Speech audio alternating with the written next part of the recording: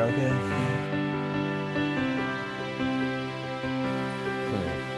I'd say gamers are unique. No two gamers are alike.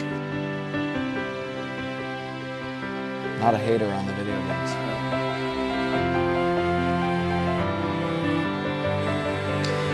Actually, I enjoy it. I think it's a healthy environment for you guys to have fun, recreation.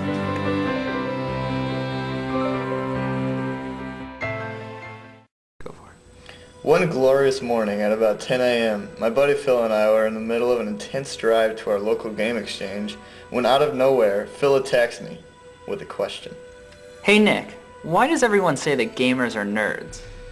I looked at him in mild confusion and began pondering as I nailed him with a headshot of an answer. I don't know. Maybe they just haven't seen real gamers. This got me wondering.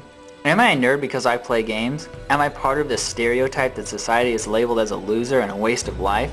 Nick and I have spent hours and hours and hours of our lives on games, staring at the television and interacting with a world that we wish was real. But why? Why has society labeled people like Nick and me as nerds, geeks, and losers? I looked at Nick and decided something had to be done. We must find out why people call us these things and if they are even true.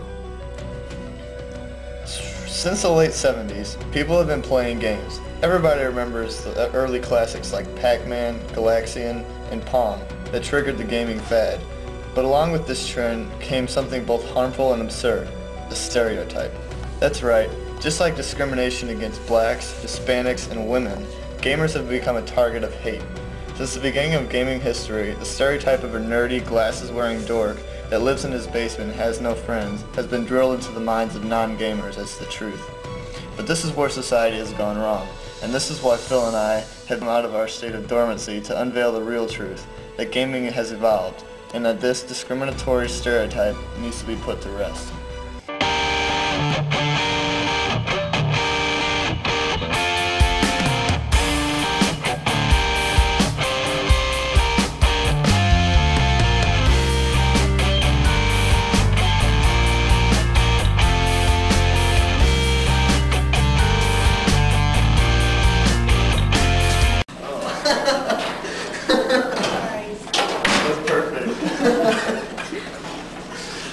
We found that the average people of today's society, as in people who are aware of gamers but don't actually play games themselves, are unaware of the different kinds of people that play games. Nick and I went to the local library and did a little research. Our trusty friend, Wikipedia, defines a hardcore gamer as someone who has video gaming as their top priority. In contrast, casual gamers are occasional video game players who might not even identify themselves as gamers. This should explain something. Just because one plays games doesn't mean that they are obsessed with games. I don't know, like some people are athletic that play video games and stuff. Many people view gamers in many different ways, but they all end up looking like Dorks.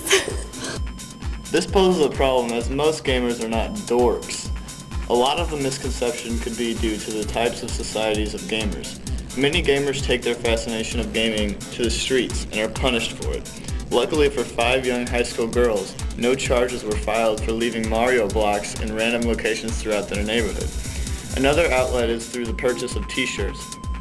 These t-shirts are seemingly only humorous to fellow gamers, thus branding the wearer an outcast by those that do not understand. It's not productive, you don't get anything done.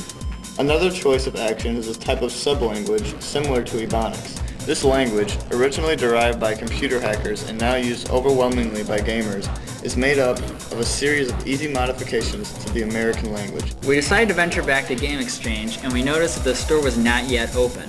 We would need to wait for 20 minutes to check out the wide selection of games that Game Exchange has to offer. This leads to another highly mistaken idea: video games causing violence. Do you think games promote violence? You know, sure. I mean, what doesn't? I mean, the movies, television, all this is going to have a violent aspect to it. Violence can be very destructive, but it can also be escapist. I like to think, I'm hopeful that when people play violent games that it's cathartic in a way. It's a way for them to not be violent in the normal life. So I guess I don't want to buy into the whole idea that video games make people go out and hurt people. I don't know if I believe that. The news-presenting media decides that every time a young man or woman shoots someone else, they need to find some interesting twist. Claiming video games are the source for the problem provides the greatest benefit possible: ratings. Why is this so easy for people to do? Because video games obviously contain raw footage of violent acts. However, if games cause as much violence as the media says they do, then there would be countless amounts of outrageous school shootings and robberies from teenagers. I wouldn't say it's promoting violence, because if it's just a form of media. You could say the news promoted violence. Claiming video games as the problem generates a lot of viewer attention, thus boosting ratings. What the casual viewer neglects to realize is that those news networks have an ulterior motive. Fear-stricken parents remove all violent games from their household, only to allow their children to watch those very stations, therefore boosting ratings through fear-mongering. Taking a brief look at the recent blockbuster, Stay Alive, a movie enforcing the statement that violent games can have an effect on reality. It's role-playing, and if you don't understand that it's role-playing and you don't understand the difference between playing a game, role-playing, and reality, then there's a problem. With the recent surge of the internet and personal blogs, parents are now seeing through the veil and are beginning to accept that video games are not the source of violence, but all types of violent media, including movies, television shows, news programs, the internet, and most of all, real life.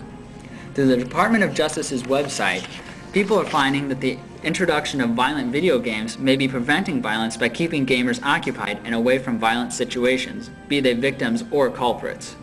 Added to one of the DOJ's graphs is the release of certain violent video game media. From this perspective, the release of such media has lowered the violent tendencies of American youth. After the store opened, Phil and I soon found out that a regular store employee was not entitled to give an interview, so we were left in the dust. This forced us to play a round of Pump the OGB. This left more room for thought. Then there is the cost. Do you think gaming is a waste of money? No, because it's entertainment. It's just like going out and renting a video or buying candy. You enjoy doing it, so buy it. An average game for the Xbox console costs about $50. The console itself started at about $299, but later lowered to $199, then $179, and finally at $149. The new Xbox 360 runs for $249 to $380, while every game for this next-gen console runs about $50. This poses an obvious problem. Fill in the blank. All gamers are people with too much time on their hands. General consensus is that gamers spend all their time on the computer or playing their favorite system. The question is, with all this time wasted, how are gamers able to make any form of reasonable income? Well, first, we must reiterate the fact that most common gamers are casual gamers, not hardcore gamers. This being said, we must understand that games, for casual gamers, are a time filler, something they do in their free time. When gamers aren't playing, they are probably working for the money so that they can afford games. If not, then they often choose to spend the little money they have on what they enjoy. Gamers actually have a fairly common life outside of their fantasy world. Gamers do everyday things just like the rest of the world. Just because they seem like hermits and appear reclusive does not mean they lack normality. If gamers fit the stereotype that most people give them, then half of the world's population would never be seen. Those people that are not seen do not lack social interaction, they just lack physical interaction. Many gamers can be seen posting on what are known as forums. Similar to blogs and instant messengers, forums were started to allow lengthy group discussions that remain active for the duration of the host's website, so that anyone entering the website may jump into the conversation without missing a beat. In this respect, gaming forums are more courteous than the average conversation, which lasts, on average, 7 minutes and requires a brief explanation to anyone who recently joins. So, what have we learned? Well, over the years, gamers have earned a reputation of being violent hermits that spend all their time in the basement of their parents' home eating week-old Doritos. This stereotype is something we strongly disregard, and we believe that gamers are normal people. The problem is that, through the evolution of gaming, the media has added to the persecution of gamers and made the popular MTV watchers think that all gamers are nerds. This is, obviously, ridiculous. We have found through our extensive research that gamers cannot be thrown into one large category of nerds. There are gamers who seem to be nerds, but there are also the gamers whose lives are not drastically altered due to gaming.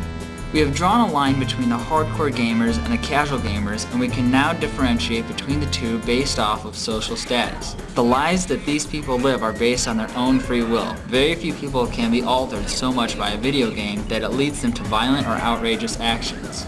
This, obviously, shows that violence in young teens is not a result of violent video games. There are other factors and plenty of statistics that prove that gamers are harmless and only looking for a way to relieve stress. Therefore, the recent and many attacks on gamers is, as stated, futile and meaningless. Gamers come in all shapes and sizes, all social and cultural backgrounds. It is up to society to show that the masses that there is nothing to fear.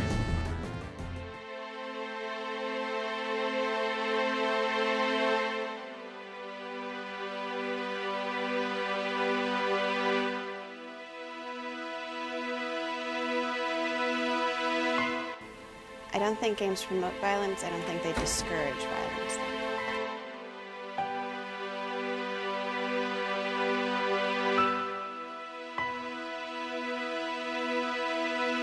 They're not normal. They're just lazy and they just want to play games all the time.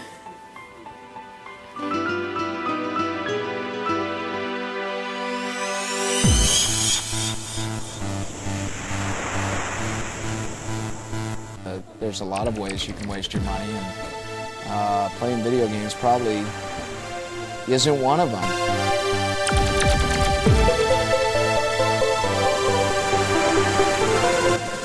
Boom! Headshot!